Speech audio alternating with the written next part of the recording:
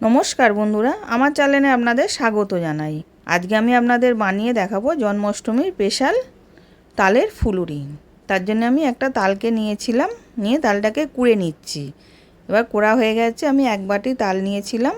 এবার ওর মধ্যে এক বাটি ময়দা দিলাম, হাফ বাটি সুজি দিলাম, 4 চামচ চিনি দিলাম,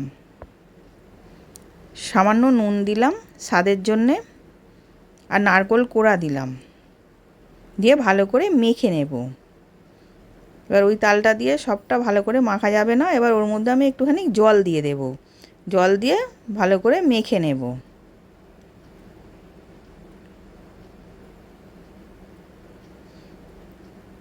এটা কোনো ঝামেলা ছাড়াই সহজে বানিয়ে নেওয়া যায়। এবার হাতে করে ভালো করে ফেটিয়ে নিচ্ছি। এবার ভালো করে ফেটানো হয়ে গেছে।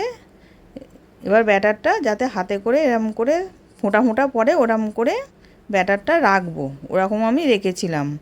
এবার কড়াতে তেল গরম করতে দিয়েছিলাম, তেলটা গরম হয়ে গেছে।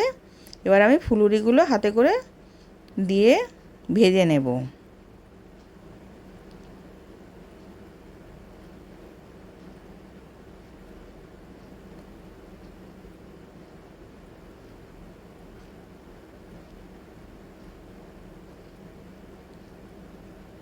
এবার দিয়ে উল্টে পাল্টে ভেজে নিচ্ছি। এবার লাল লাল করে ভাজা হয়ে গেছে, আমি তুলে নিলাম।